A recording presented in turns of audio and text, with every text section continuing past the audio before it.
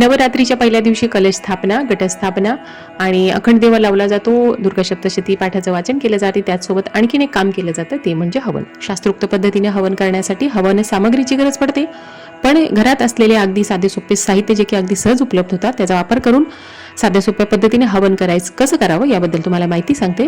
तुम्ही घटस्थापना केली नसेल तरी तुम्ही नवरात्री हवन नक्की करा.